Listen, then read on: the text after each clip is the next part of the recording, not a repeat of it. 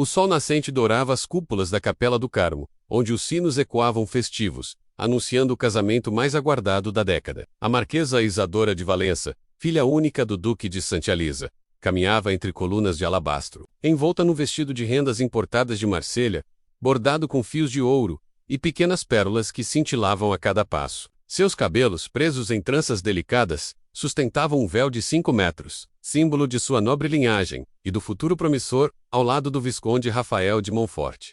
Todos os olhares da elite estavam sobre ela, os clérigos, os coronéis, as esposas altivas com seus leques e até os representantes da coroa, mas o altar estava vazio. O silêncio, que deveria preceder a cerimônia, prolongou-se com um incômodo crescente. Murmúrios começaram a escorrer pelos bancos como veneno.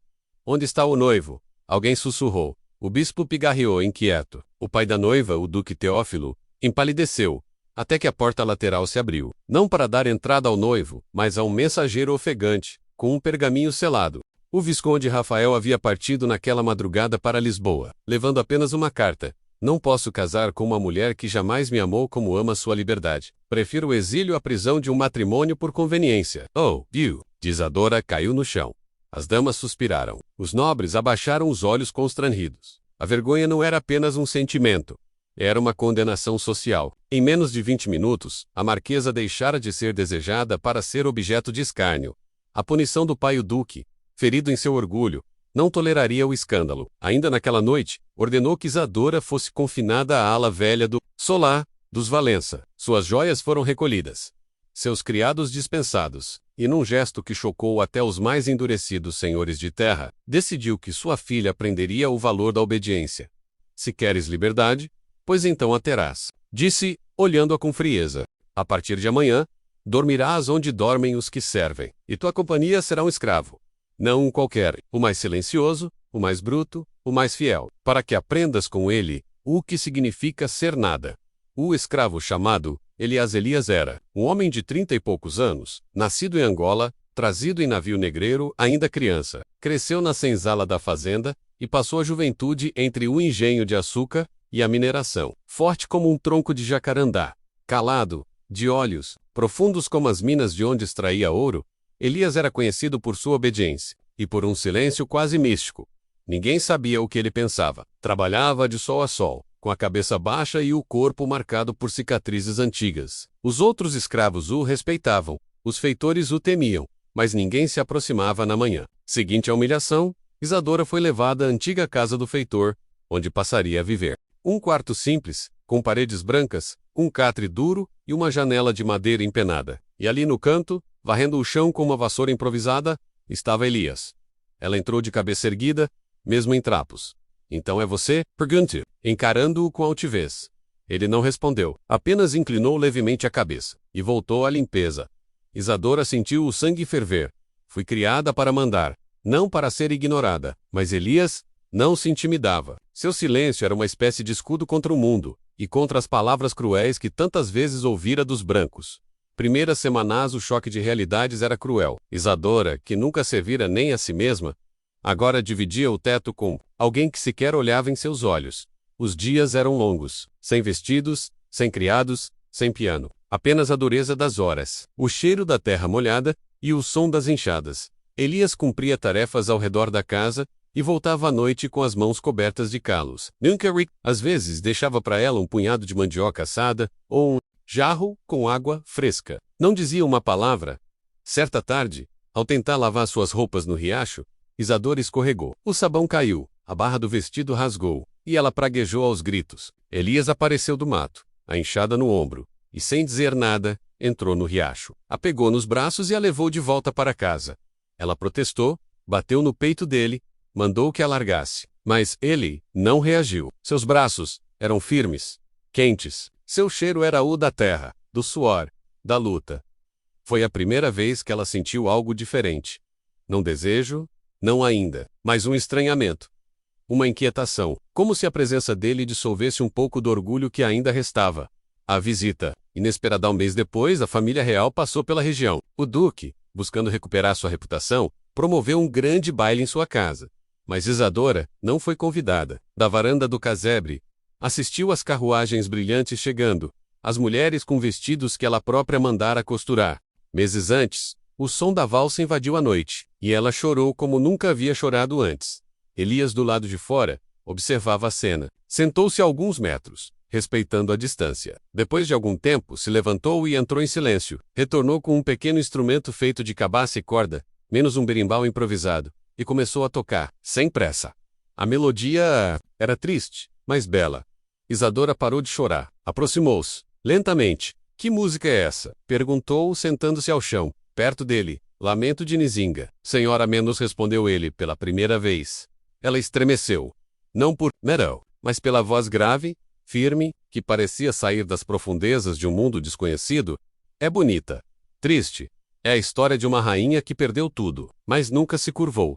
Os olhos de Isadora brilharam. Pela primeira vez, veio Elias não como um escravo, mas como um homem cheio de histórias que o mundo não quis ouvir. Um gesto de ternura na manhã seguinte. Isadora acordou com um pano quente sobre a testa. Tivera febre durante a noite. Elias cuidou dela em silêncio, colocando ervas no chá, refrescando sua pele com panos úmidos. Por que faz isso? Perguntou, ainda fraca. Porque ninguém merece sofrer sozinho, disse ele. Ela chorou, mas não como da outra vez. Era um choro mais leve, um choro de quem começa a entender a convivência entre Isadora e Elias transformava-se em algo difícil de nomear. Não era ainda amizade, não era ainda amor, mas já não era mais simples coabitação. Era uma dança muda chaia dos gestos, e olhares que pareciam tocar territórios proibidos. Isadora, antes altiva, aprender a costurar suas roupas, a moer grãos, a preparar o próprio alimento com as mãos. E entre os sons das tarefas cotidianas, ouvia histórias de Elias sobre sua terra natal, sobre a savana, os rios vermelhos de barro, e a avó que cantava para as estrelas. Em troca, ela contava sobre as festas no solar, as aulas com tutores franceses, os concertos de harpa ao luar. Um mundo que agora lhe parecia tão distante quanto Angola.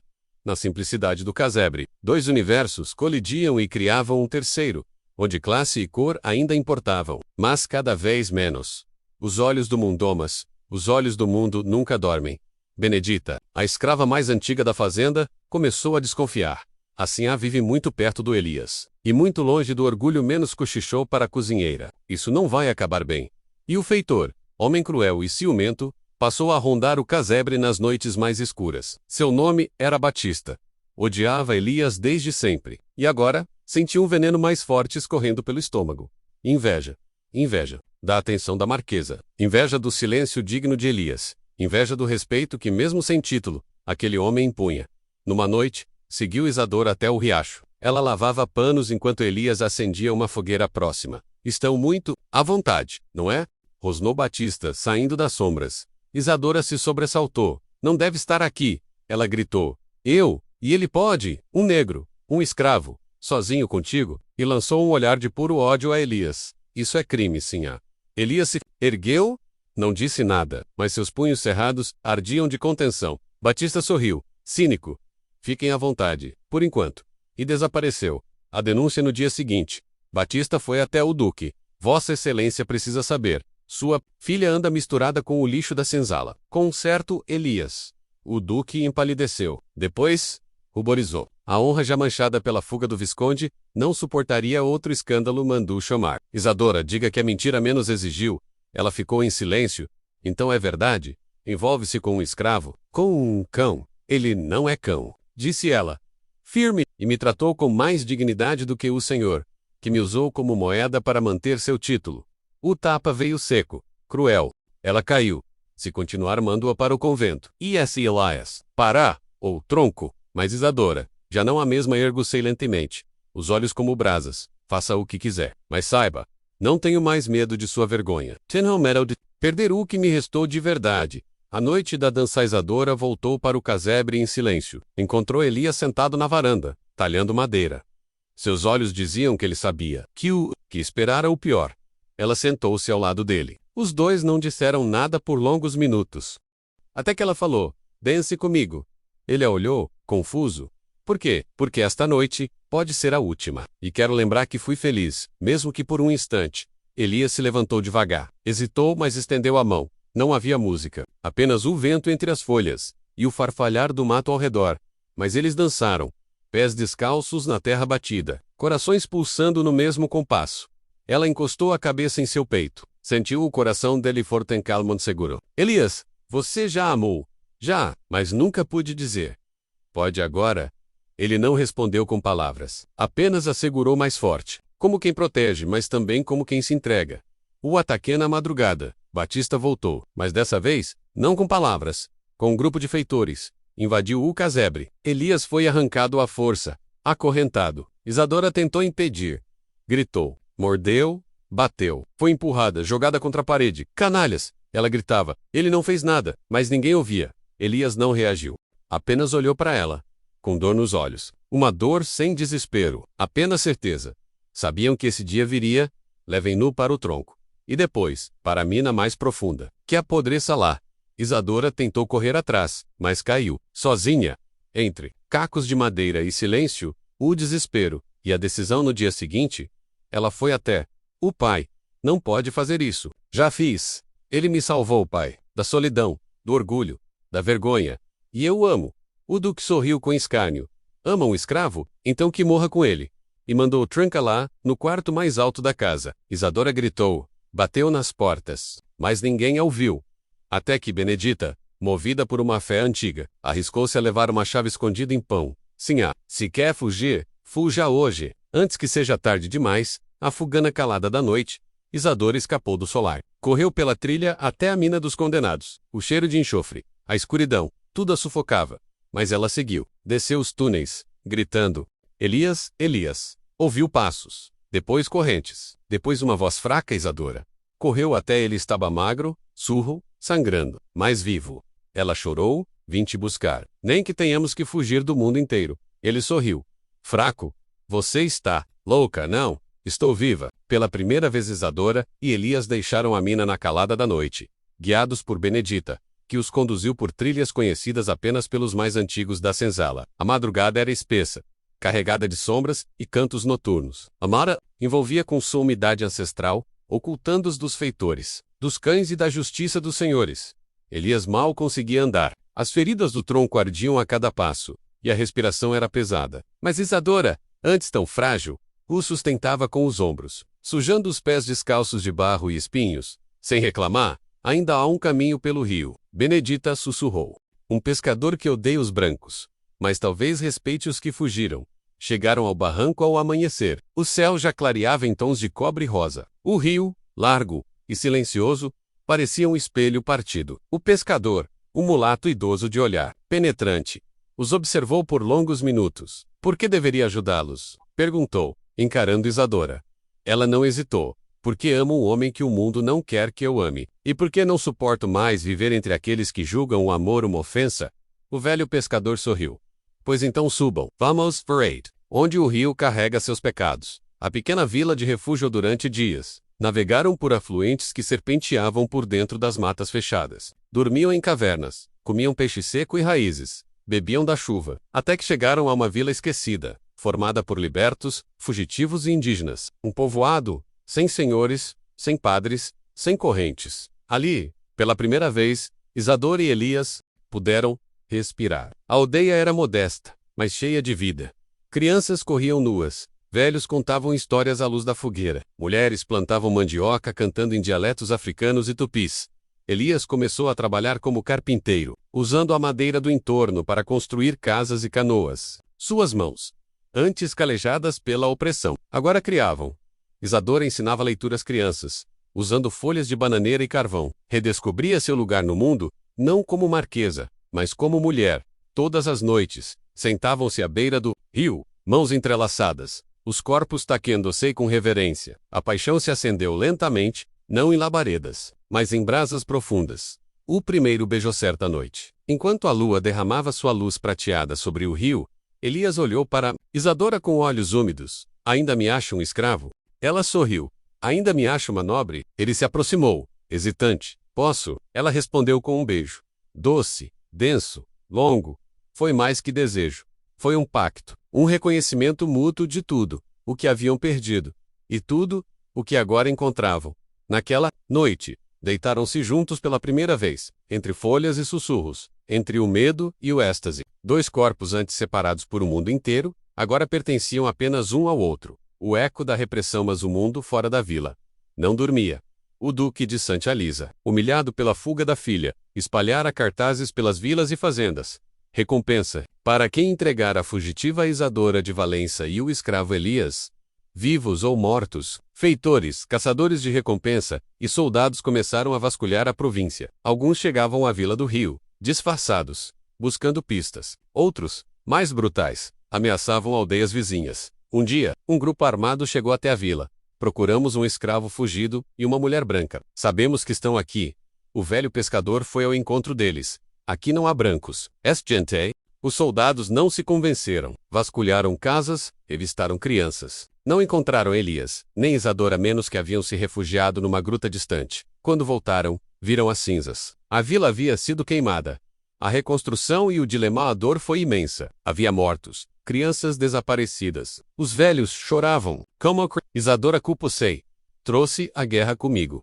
Mas Elias respondeu: não, trouxe coragem. Trouxe a ideia de que podemos amar mesmo assim. Com a ajuda dos sobreviventes, começaram a reconstruir a vila. Isadora costurava mantas com os tecidos queimados. Elias erguia novas estacas com troncos de mangueira. A aldeia renascia, como flor que brota depois do incêndio. Mas uma carta chegou, escondida numa vara de pesca. Era de Benedita. A fazenda, esta, em ruínas. O duque enlouqueceu. Há quem diga que o solar será tomado pela coroa. Se retornarem, talvez possam fazer valer o que construíram. Mas será perigoso. Elias leu a carta em silêncio, Isadora. E se voltássemos? Ela o olhou. Em choque, voltarmos. Para quê? Para tomar o que era teu por direito. E para mostrar que um amor como o nosso não precisa se esconder, ela hesitou. O passado a assustava. Mas o futuro sem coragem também, se voltarmos. Pode custar nossas vidas. E se não voltarmos, custará nossa história. Era madrugada, quando Elias e Isadora se aproximaram da antiga propriedade dos Valença. Fazenda, que outrora cintilava com o brilho da nobreza, agora parecia um gigante adormecido. O casarão estava coberto de musgo e poeira. As janelas, algumas quebradas. A senzala, vazia. Parece que o mundo parou, sussurrou Isadora, com o coração aos pulos. Elias tocou a terra com a ponta dos dedos. Aqui nasceram minhas cicatrizes. Aqui começa o fim delas. Não entraram pela porta principal. Pela lateral, onde as roseiras mortas ainda guardavam o perfume do passado. Benedita os aguardava no antigo estábulo. Agora abandonado, pensei que nunca mais os veria menos. Disse ela. Com lágrimas nos olhos, estamos aqui para terminar o que começamos, disse Isadora.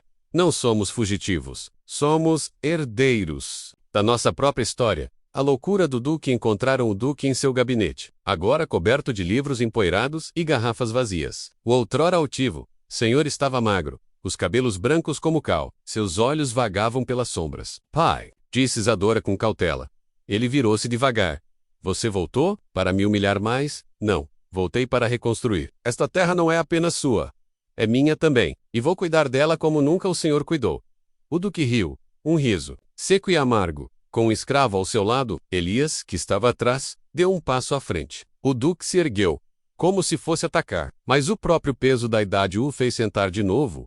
Façam o que quiserem. J. O novo início. Na semana seguinte, começaram as mudanças. Isadora chamou antigos empregados, libertou os poucos cativos que restavam, e declarou: a partir de hoje, ninguém trabalhará nesta terra sem receber. Esta casa será uma escola, uma oficina, uma morada de justiça. Elias reformou a senzala, transformando-a em biblioteca. Onde antes havia correntes, agora havia estantes. Os vizinhos reagiram com escárnio. A marquesa enlouqueceu. Murmuravam: um escravo no comando? Mas outros começaram a se aproximar. Antigos escravos, filhos de lavradores camponistas. A casa se encheu de vozes novas, de esperança. Uma noite, uma procissão veio da vila, trazendo presentes. Cestas de alimentos, mantas, instrumentos. Em retribuição, Elias e Isadora organizaram um banquete coletivo no pátio. E ali, sob as estrelas, Isadora fez um discurso. Esta terra que tentou me esmagar agora, floresce em liberdade. Não por mim, mas por todos que ousaram amar apesar do medo. O retorno do inimigomas. Nem todos estavam felizes. Batista, o antigo feitor, agora vagava entre vilas como mercenário. Ao saber que Elias estava no comando da antiga fazenda, espumou. De raiva, um negro, no lugar de um senhor, isso não acaba assim. Juntou um grupo de bandidos, e na calada da noite, atacou os arredores da fazenda. Queimou galpões, destruiu plantações, agrediu trabalhadores. Na manhã seguinte, a dor era visible. Elias, furioso, quis ir atrás dos agressores. Eles precisam saber que não temos mais medo, mas Isadora o deteve. A vingança não constrói. Vamos responder com algo que eles não compreendem. Coragem e justiça. Ela enviou cartas para os magistrados da capital, denunciando os ataques. Com testemunhas e provas, o nome de Batista apareceu entre os procurados. Dias depois, soldados da coroa vieram prendê-lo. O julgamentou no tribunal rural improvisado. Batista tentou se defender, apenas protegia a ordem. Defendia a honra branca. O juiz, surpreso, olhou para Isadora e Elias. E vocês, o que têm a dizer? Elias se levantou, falou com voz. Calma, não buscamos vingança. Queremos viver, trabalhar, amar. E isso, senhor juiz, não deveria ser crime. O magistrado, impressionado, decretou: Batista será enviado para a prisão da capital. E este caso marcará um novo tempo nesta terra. A multidão aplaudiu. Velho mundo ruía lentamente. O pedidor na noite seguinte. Elias levou Isadora até o pomar antigo. Aqui, apanhei a primeira vez que ousei olhar para o céu. Ela sorriu. Agora pode olhar quanto quiser. Ele tirou do bolso um anel simples. Fairel, de madeira de cedro, não posso te dar título, mas posso te dar o que tenho. Minha história, meu nome, meu corpo. Então diga, quer casar comigo? Ela não respondeu com palavras. Apenas o beijou, longa e profundamente, enquanto as cigarras cantavam e o mundo parecia, enfim, em pasmeses. Após o julgamento de Batista, uma comitiva chegou à antiga fazenda Valença. Vindos da capital da província, traziam cartas seladas com o brasão real. O novo governador, avisado das reformas feitas por Isadora e Elias, queria investigar. O império não tolerava revoltas, e uma nobre que vivia com um ex-escravo Atreia. Olhares curiosos e perigosos. Marquesa Isadora de Valença, menos anunciou o escrivão. Sua situação é irregular. A denúncia de união ilegítima, desapropriação e concessão de terras a analfabetos. Ela leu a carta. Sorriu com ironia. O crime é amar, então? O inspetor a observou. Frio. O crime é desobedecer à ordem. O casal foi intimado a comparecer diante de uma junta na capital, onde sua união, sua liderança e suas posses seriam revistas. A viagem forçada ao povo da vila, agora fiel ao casal, tentou impedir. Mas Isadora decidiu ir. Se fugirmos, seremos aquilo que dizem. Se enfrentarmos, poderemos mudar mais que essa terra. Elias hesitou. Temia cair novamente nas mãos dos senhores. Mas foi durante a viagem, passaram por fazendas decadentes, vilarejos, onde escravos ainda apanhavam em praça pública. A cada porada, olhares de desprezo o seguiam. Mas também havia olhares curiosos, atentos, silenciosos. O povo começava a acordar. Chegaram à capital, uma cidade de pedra, com igrejas suntuosas e becos fétidos. Isadora, com vestidos simples e cabelos soltos, causava escândalo. Elias, ao seu lado, vestia uma túnica de linho cru e uma cruz de madeira no pescoço. A imprensa o seguiu com interesse. A marquesa e o escravo. Amor ou delírio? Estampava um panfleto. O julgamento social, o salão do conselho, era repleto de senhores, juízes, padres, coronéis, homens de olhos duros e mãos acostumadas a dar ordens. Isadora foi a primeira a falar. Esta terra, que um dia me pertenceu por herança, agora pertence a todos que nela vivem. E esse homem, a quem chamam de escravo, me libertou da prisão do nome. Os juízes murmuravam. Um deles perguntou: Elias, por que aceitou viver ao lado de alguém que fazia parte de sua opressão? Ele ergueu-se. Seus olhos varreram a sala. Porque ela desceu do trono. Porque ela caiu. E não me mandou carregá-la. Menos me ofereceu a mão. E eu, que aprendi a viver ajoelhado, aprendi com ela a ficar de pé. Silêncio. Um padre, indignado, ergueu a voz. Isso é uma inversão da ordem divina. Então que Deus nos perdoe por amar, respondeu Isadora o veredito horas depois. A decisão foi lida. Por quebra dos costumes, afronta à honra da nobreza e desrespeito à estrutura imperial. Declara-se a união de Isadora e Elias inválida. A herança suspensa e os bens transferidos para o controle da coroa. Um murmúrio de indignação percorreu a sala. Isadora não se abateu. Então fiquem com a terra, mas saibam que já perdemos o medo. E o medo era o que sustentava tudo. Isso o juiz ordenou que fossem escoltados até fora da cidade. Mas nas ruas, uma multidão os esperava. Não com pedras, mas com flores, cestas, abraços. Vocês plantaram mais que sementes, disse uma camponesa. Plantaram coragem. Elias e Isadora deixaram a capital ovacionados pelo povo. O império podia tomar tudo menos o exemplo. A volta a Vilas em terras, sem título, sem proteção, retornaram à vila. Foram recebidos como reis. A comunidade havia florescido na ausência deles. Um conselho local fora criado, formado por ex-escravos, mulheres, lavradores. A casa é de vocês, agora, disse Isadora. Não, é nossa menos, respondeu uma das conselheiras. E vocês continuam sendo o coração dela? Elias voltou a trabalhar com madeira. Isadora, a ensinar leitura. À noite, cantavam com as crianças à beira do rio. A aldeia virou símbolo de uma nova era, ainda pequena, mas impossível de ignorar. O anúncio meses depois, Isadora sentiu os primeiros enjoos. Benedita confirmou com lágrimas nos olhos. Sim, vem um menino aí. Ou menina. Elias caiu de joelhos, emocionado. O futuro deles agora tinha voz, sangue e promessa. Na madrugada, em que Isadora entrou em trabalho de parto, o céu desabava em trovões sobre a vila. A tempestade era feroz, como se o próprio mundo se preparasse para testemunhar. Elias mantinha as mãos trêmulas, andando em círculos. Mas foi Benedita quem tomou a frente. Agora é com as mulheres, disse firme. Vá cortar madeira. Isso acalma o coração. Horas depois, o choro de um bebê ecoou entre os pingos da chuva. Um menino menos, anunciou Benedita, com os olhos marejados. Forte, como o pai, e com os olhos da mãe. Isadora segurava o bebê nos braços, exausta e radiante. Ele vai se chamar Davi porque venceu o gigante que carregamos por gerações. Elias beijou a testa do filho, Davi de Valença, ou talvez, apenas Davi da Liberdade. A infância do novo mundo. Davi cresceu entre as árvores, ouvindo histórias dos dois mundos, dos salões de mármore e das senzalas de barro. Aprendeu a ler com a mãe e a caçar com o pai. Seus brinquedos eram sementes e pedaços de madeira. Suas aulas, os rios e os livros velhos. Quando completou 5 anos, os mais velhos se reuniram para decidir o futuro da vila. Não podemos mais ser só um refúgio, disse Elias. Precisamos ser exemplo. Um lugar onde as crianças nascem, livres, e crescem sabendo que podem amar quem quiserem. Fundaram então a Escola Livre de Santa Elisa, onde se ensinava a ler, plantar, cuidar e sonhar. Era a primeira do tipo, em toda a província menos aberta a brancos, negros, mestiços, ricos ou pobres. A notícia se espalhou. O novo império, mas o mundo lá fora também mudava. Revoltas populares começavam a pipocar pelo interior do Brasil. Senhores temiam a força dos quilombos. Em Lisboa, rumores de reformas corroíam os salões imperiais. A escravidão começava pouco a pouco a ser questionada. Um novo comissário da coroa foi enviado à região. Jovem, instruído e com espírito progresso, visitou a vila. Assistiu uma aula de Davi, comeu da mesa comum e ouviu Elias contar sua história. Ao final da visita, disse: "O que vocês construíram é o que o Brasil pode ser, se tiver coragem." E voltou para a capital, levando consigo documentos, relatos e a história viva do casal. O reencontro com o passador. Dia inesperadamente, uma carruagem parou diante da vila. Era o Duque de Santa Elisa.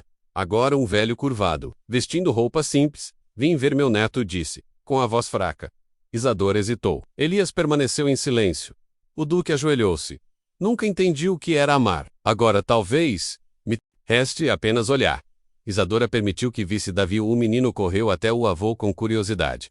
O velho o abraçou e chorou. Pela primeira vez, lágrimas sinceras. "O que quer?" perguntou Isadora. Firme. "Quero morrer sabendo que meu nome não virou maldição." "Seu nome virou raiz menos", respondeu Elias. "Mas o fruto é outro." A última ceiana. Última noite de verão daquele ano, Isadora, Elias, Davi e os moradores da vila organizaram um grande banquete. Em volta da mesa longa, sentaram-se ex-senhores e ex-escravos. Filhos mestiços, velhos de sabedoria profunda e jovens sedentos por justiça. "Esta ceia é nossa independência menos", disse Isadora, erguendo um copo de barro. "Esta ceia é um milagre menos", completou Elias. Cantaram, dançaram, contaram histórias. E quando a noite caiu, os grilos e as estrelas pareciam ouvir em reverência. A última página. Anos depois, Davi cresceu e se tornou líder de uma nova vila. Fundou escolas em outras regiões. Escreveu memórias. Lutou pela abolição que enfim viria. Seus pais envelheceram juntos, mãos sempre entrelaçadas, olhos sempre atentos ao futuro. Quando Elias partiu, foi enterrado aos pés de um jatobá, com o povo cantando canções de sua terra natal. Quando Isadora se foi, anos depois, seu corpo foi sepultado ao lado dele, e o túmulo deles, simples, de pedra, dizia: "Aqui jazem os que ousaram amar onde o amor era proibido, e por isso, viveram eternamente livres."